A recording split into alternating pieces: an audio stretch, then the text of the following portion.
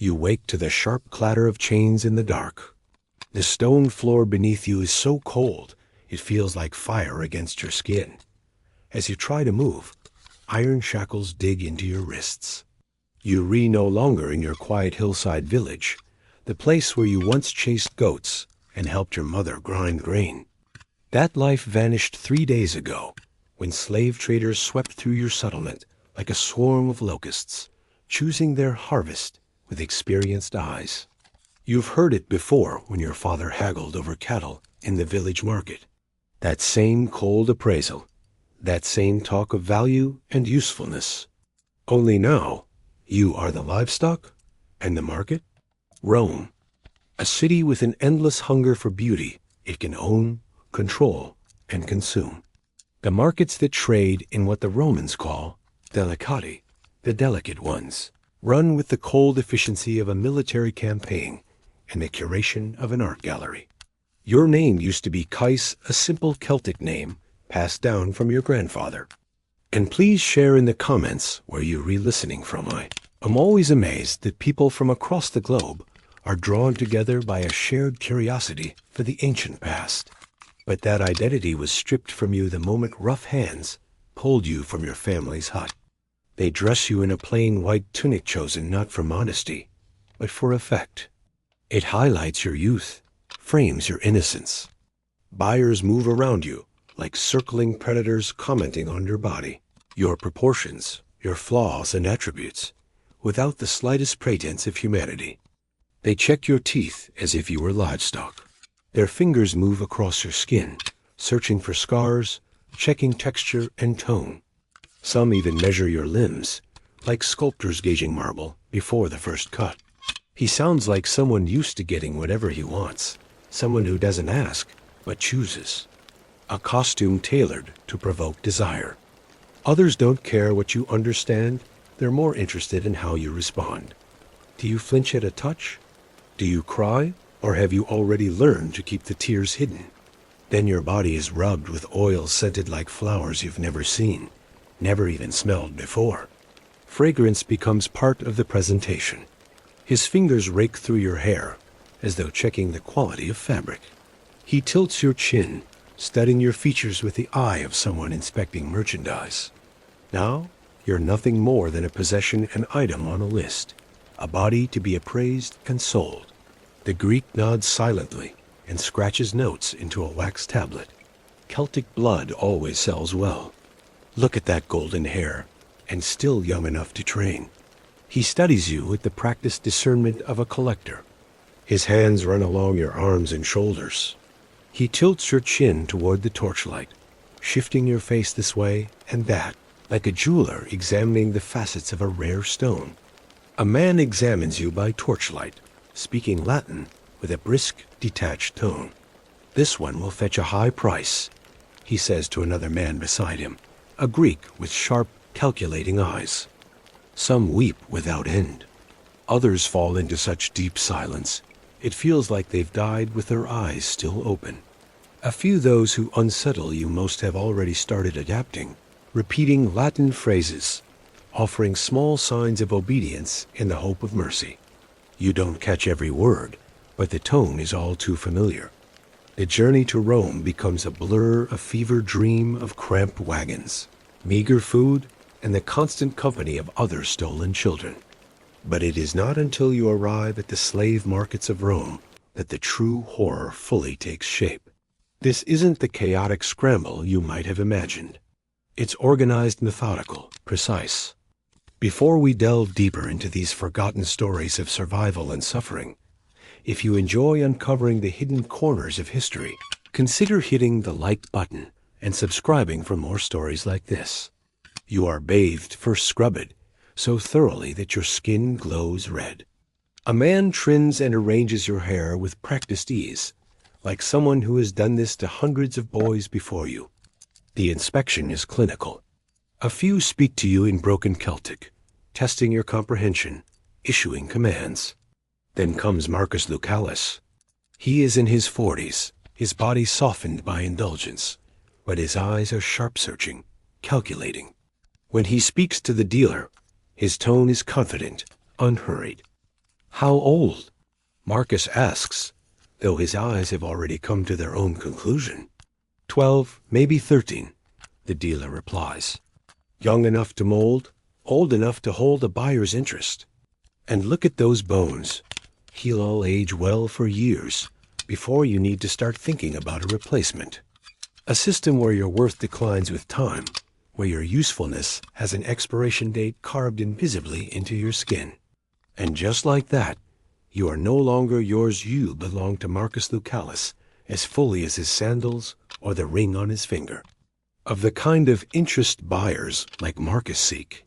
Instead, he gives instructions to a dignified older man, clearly a trusted household servant tasked with bringing you to your new home. The words strike harder than the cold shackles ever did. This isn't just slavery. You not merely being sold, you being entered into a system designed with an end in mind. But even that horror fades beneath the creeping awareness of your true purpose. Walls painted with gods and monsters in scenes so vivid they seem to move. He watches you the way a sculptor watches stone, not with affection, but with expectation. How to become what is expected.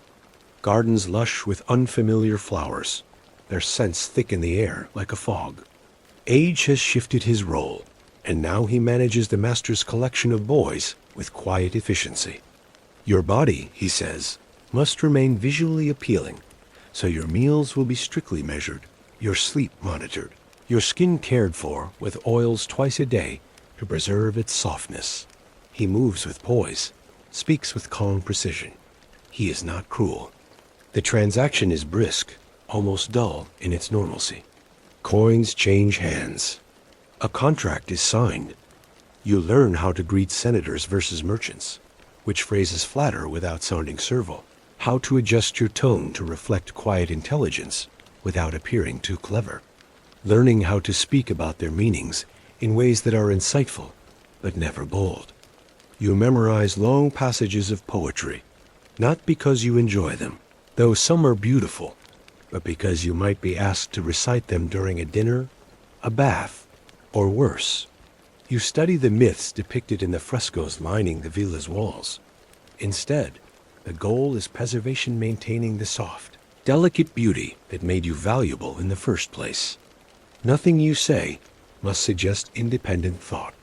Any sign of maturing into manhood, muscle, stubble, voice is carefully suppressed. You are being kept in a state of suspended youth, a crafted illusion, a living ornament. Intelligence is allowed, so long as it doesn't challenge the master's own. Every graceful curve, every bloom, every flickering lamp has been arranged not for comfort, but to set the scene. How to lower your gaze at just the right moment. How to look attentive while seeming not to listen when the master conducts business with his guests. Here, for a short time, you find something close to peace. The lyre's notes shimmer under your fingers. The melodies offer a fleeting escape, a kind of freedom that exists only in sound. But even that is stolen when you realize that each piece is chosen not for artistic value, but for how it might set a mood in your master's chamber. Every gesture, every glance is part of your education. You are not arriving home. You are arriving on stage. He never addresses you directly. Slaves don't warrant words. His gentleness is laced with distance, the practiced detachment of someone who long ago learned that getting close only leads to grief. And what a home it is. The villa overwhelms your senses. Cool marble floors patterned with tiny colored stones. It is beautiful, painfully so. But beauty here is a trap. Your training begins at once. The man responsible is called Alexandros, a former favorite who has grown into a different kind of usefulness. But he is not kind, either not in the way that matters. He teaches you how to walk, how to speak, how to avoid offense. And always beneath it all, the knowledge. This is not a life you chose. It is a performance you cannot leave. The master prefers intelligent conversation. Alexandros explains as he outlines your daily regimen. You are to study philosophy Greek, mostly alongside Roman verse, basic arithmetic, and music. But most importantly, you'll learn how to behave, how to move gracefully, how to sit with elegance. The mornings are devoted to language, not just Latin and Greek, but the nuances within them, the subtle codes of social speech. Afternoons are reserved for cultural refinement. Then come the music lessons. Physical conditioning is another part of the daily routine, though it's unlike any training you've known. There's no emphasis on strength or stamina. Your meals are portioned not to nourish, but to prevent growth. Herbs are blended into your meals. Oils are massaged into your skin. Treatments are administered by physicians, whose sole craft is the preservation of youth. But the true reshaping happens not to your body, but to your mind. The psychological conditioning is slower, more insidious than the physical training, and far more devastating. The stories of your old life, your family, your village are dismissed as childish fictions. A dream you've supposedly awakened from. This, they insist, is your reality. Day by day, your sense of self is quietly dismantled. Your birth name is erased. No one speaks it now. You are called Ganymede, after the beautiful boy Zeus once carried to the heavens. That is your identity now. And in this new reality, your worth is no longer intrinsic. It is earned and fragile. You are taught that your only value lies in your ability to please. To succeed means staying youthful, beautiful, and utterly obedient. To fail is to become worthless, not merely punished, but forgotten. He arranges your hair so the lamplight will catch its softness. He applies cosmetics so subtle they seem invisible, meant to enhance your youth without appearing touched. Over time, you begin to believe it. The message is delivered through every interaction. Gentle praise for submission, quiet but chilling consequences for disobedience. Within the villa, the other boys are both allies and rivals, each one navigating the same labyrinth of survival. Not your feelings, not your wants. What matters is what he needs from you in that moment. He arrived 6 months before you and has adapted with unnerving precision. He shows you how to highlight your natural coloring with pigments. He explains how the master prefers his wine mixed. Your bare feet make no sound, but your heartbeat echoes in your ears so loudly that you're certain everyone can hear it. He warns you gently about the questions that should never be asked and the subjects that must never be spoken of.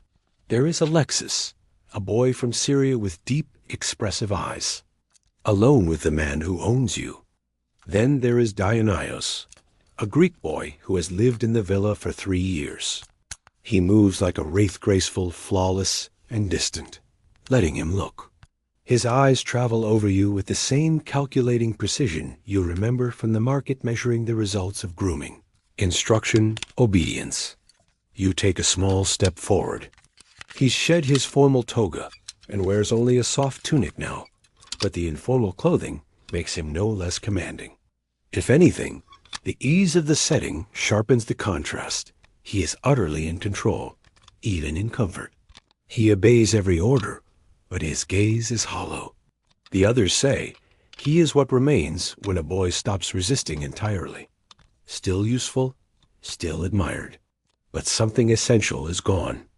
3 weeks after your arrival, you are summoned for the first time. Alexandros prepares you with care, his face unreadable. He selects a tunic that flatters your slender frame. He says nothing of what awaits. He doesn't have to. He instructs you carefully on how to enter the room, where to stand, how to respond to commands without appearing either too eager or too hesitant. Remember, he says, adjusting a fold in your tunic and smoothing your hair one last time, you exist for his pleasure, not your thoughts. Sometimes that need is for conversation. Sometimes it's simply silent companionship. And sometimes it's something more intimate. Your role is to sense it before he speaks it, to offer it before he asks. The walk to your master's private chambers feels like crossing a vast distance, though it's only a short stretch of marble corridor. The guards flanking the doorway step aside without a word. You are not someone they acknowledge. And then, suddenly, you are inside. Marcus Lucallus reclines on a couch upholstered in pale silk, a cup of wine in one hand, scrolls loosely scattered around him, evidence of interrupted reading. "Come here, boy," he says, not looking up from his scroll. The tone is neutral, neither cruel nor warm. It is the voice of someone calling for a servant. Or a dog. You approach slowly, uncertain how close he wants you to come. You stop just beyond reach. He glances up, gestures once. "Turn around," he says. You obey, slowly, deliberately. He nods approvingly. And you feel it, a strange mix of emotions. Relief, shame, gratitude, disgust. You've passed the test. That means something. But what it means is that your value still depends on how well your appearance satisfies his expectations. "Alexandros tells me you're a fast learner," Marcus says now, setting his wine aside and giving you his full attention. "Recite something for me," he adds after a pause. "Something Greek. I'm in the mood for philosophy." You begin to recite a passage from Plato's Symposium, a section chosen not only for its lyrical beauty, but because you've committed it to memory flawlessly. As the words leave your lips, your eyes flick to his face, scanning for subtle shifts. A furrowed brow, a slight smile, a raised eyebrow. You adjust your tone and rhythm in real time, tailoring your delivery to his mood. When he smiles faintly at a particularly elegant line, a quiet swell of pride rises in your chest, only to be followed by a wave of self-disgust. Your accent needs refinement, but that will improve. Closer. I want to feel your warmth while I read. You're beginning to crave his approval, just as you were taught. "Lovely," he murmurs when you finish. Then, casually, "Sit beside me." The next hour unfolds in a strange intimacy, unlike anything you've ever experienced. You remain perfectly still at his side, while he reads scrolls in a relaxed posture, his fingers occasionally threading through your hair with absent-minded affection, as one might stroke a favorite pet. The questions aren't just about comprehension. They test your intelligence and how well your training has shaped your responses. Every so often, he reads a passage aloud and quizzes you on its meaning. When you give an answer that pleases him, his touch softens, lingers. When you falter, he pulls back. The absence of his attention stings more than any slap could, and soon you find yourself doing everything to avoid that cold withdrawal. By night, you're summoned to provide whatever form of presence he seeks. Sometimes he wants conversation, philosophical, poetic, refined. All of it, every beautiful detail, is part of a system designed to transform you into the perfect possession. You're something else now, an object, meticulously shaped and refined for someone else's use. You're expected to be thoughtful, but never confrontational, clever, but never too clever.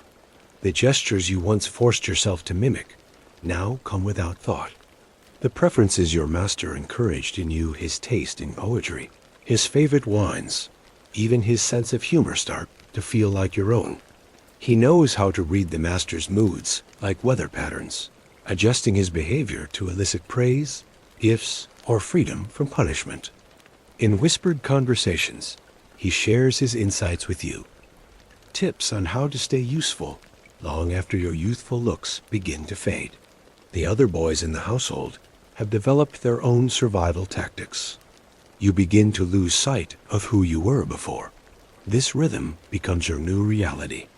But it's the peace of a man who has ceased to live, who moves, breathes, and serves without any sense of self. A silent ornament at his side during dinners or gatherings, a display of taste, wealth, and ownership. But deep inside, you hold on to something, a fragment of the person you once were, a secret part of you that refuses to be completely reshaped. He fulfills every demand with quiet precision, never speaking unless spoken to, never hesitating. He exists in a state so thoroughly conditioned that the very idea of resistance seems beyond him. By day, you're drilled in language, posture, grooming, music, and philosophy. Other nights, you're simply there for appearance. And sometimes, it's something else entirely. Learn how he thinks. Know his business dealings better than his steward does. Anticipate his needs before he voices them. Charm his guests, manage his estate, be irreplaceable. Something your former life left you unprepared to name or understand. You come to realize that both your mind and your body are curated, polished, and maintained not for your own growth, but for his pleasure. The lavish villa, the elite education, the perfumed oils, the fine linens. You're no longer a person who just happens to be owned. And it's not the physical subjugation that leaves the deepest scars. It's the psychological unraveling. Day by day, the line between performance and self begins to blur. Worst of all, you catch yourself feeling affection for the man who has taken everything from you. You aren't alone in this transformation. Alexis, ever observant and unnervingly strategic, has become a master of emotional manipulation. The secret, he says during a rare private moment, is to be more than beautiful. Beauty is fleeting, but usefulness?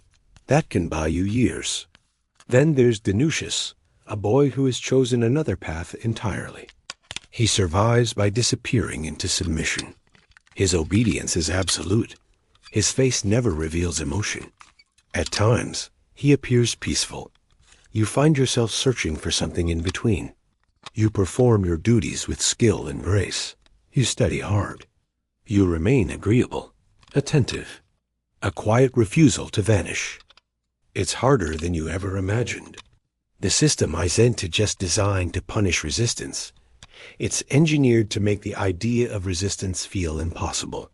When every part of your life revolves around pleasing the man who owns you, when your very self-worth depends on the flicker of his approval, independent thought becomes something distant and foreign.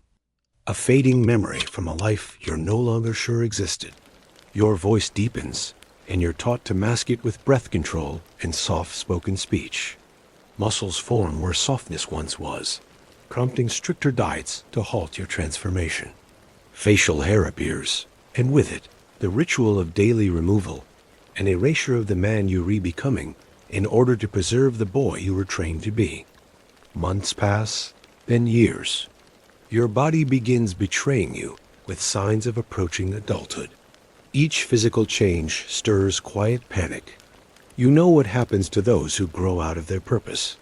A few are granted manumission, allowed to live free with modest pensions. Your entire universe has contracted to the walls of this villa.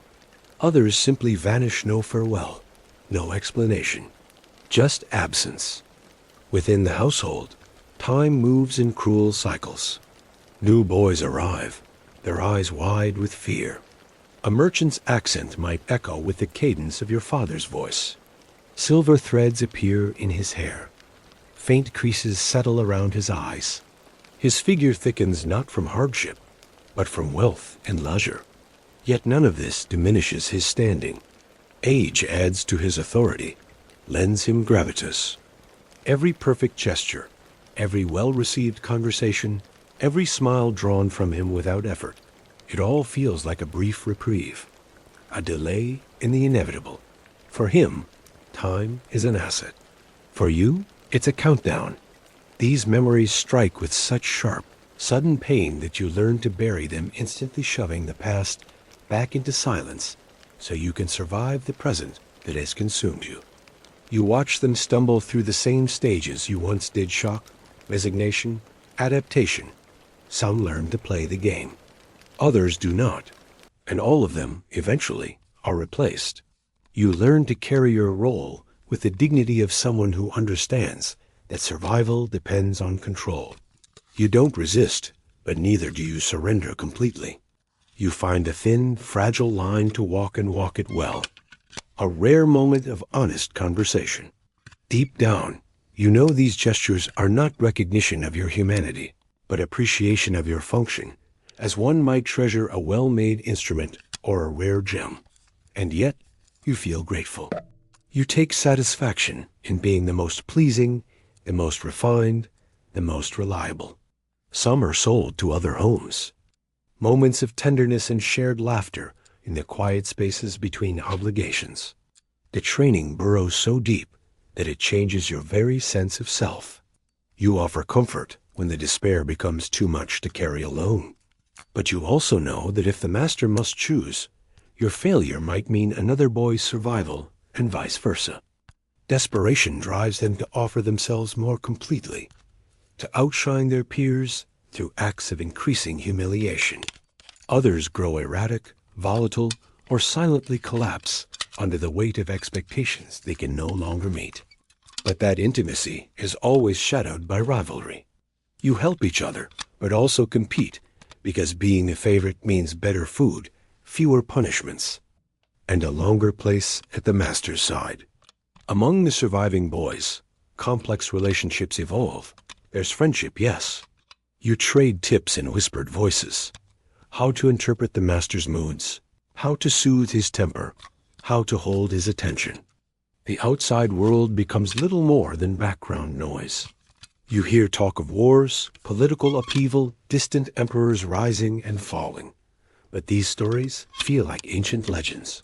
And inside those walls, the only reality that matters is how well you serve, how long you last, and what you're willing to sacrifice to remain valuable. Sometimes, fragments of your past return without warning. The scent of fresh bread might conjure your mother's kitchen. Your master ages too, though time treats him gently. Each passing day chips away at your usefulness. This knowledge lends a cruel urgency to everything you do.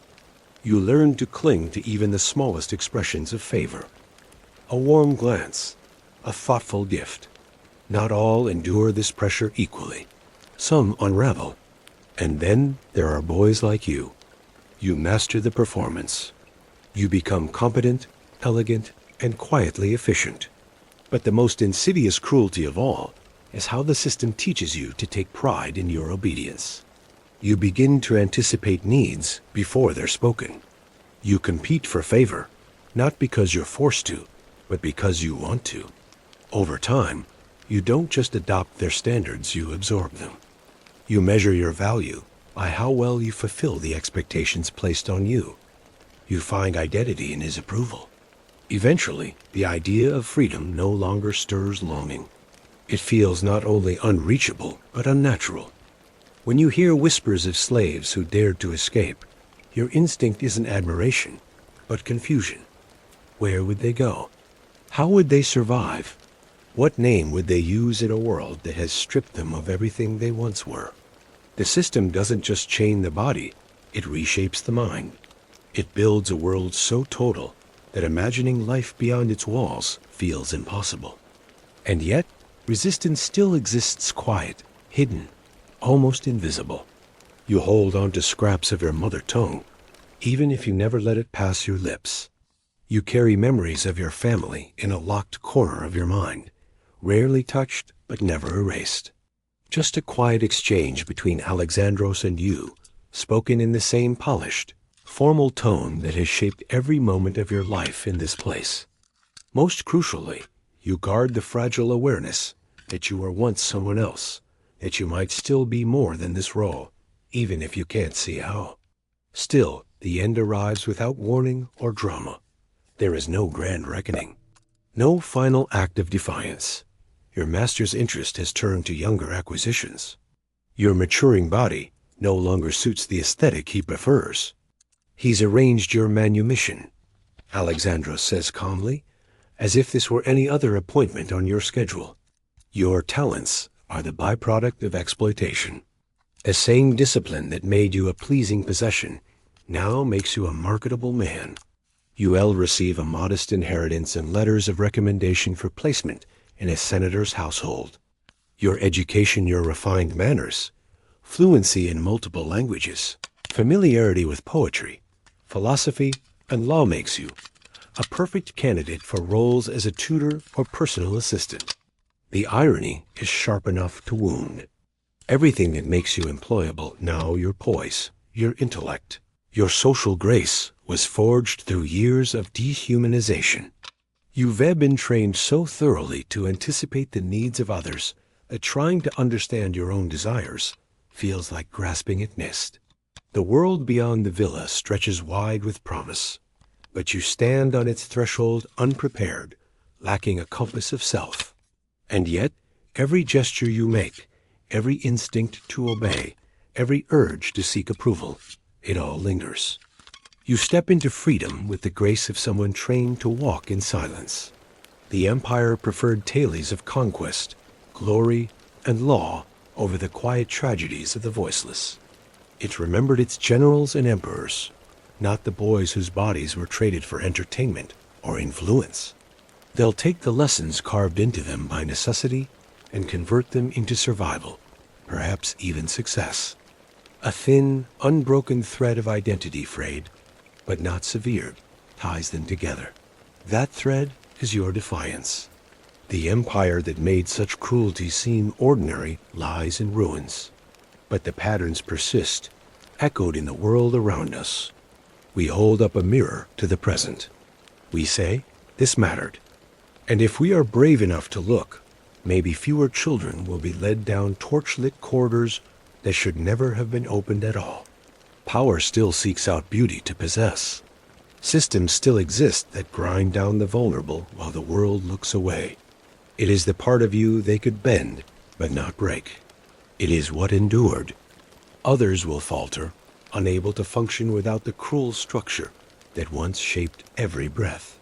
A few, like Alexandros, will never leave at all. They'll grow into their roles, become part of the machinery that once consumed them, ensuring its smooth function for the next generation. But it doesn't feel like liberty. It feels like displacement. You carry scars, some visible, many not, that will never fully disappear. You carry the burden of a history lived, but rarely recorded. And though their names have faded, their pain was not merely the cost of marble floors and golden goblets. Shaped by forces you never chose, but not wholly defined by them. It was the shadow behind the shine, the toll exacted for luxury and order. You have no chains on your body, no master waiting in the next room. The world calls you free, but inside, you are still learning what that word even means. After years of having every moment dictated, every action observed, and every decision made for you, the weight of independent choice becomes nearly unbearable.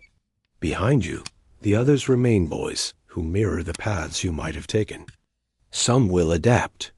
As you walk away from that marble prison for the final time, you carry more than knowledge and refinement. Your story joins the countless others left out of Rome's self-celebrating annals, but those forgotten lives mattered. Their suffering was real, their quiet endurance, a testament to human resilience. In the end, you are both victim and survivor. The boy stolen from a misty Celtic hillside and the man stepping into an uncertain freedom remain connected. And now, the halls are empty, the doors have rotted. Their secret lives were never truly secret, only conveniently ignored. But in remembering them, in telling their stories plainly and without shame, we do more than honor the past.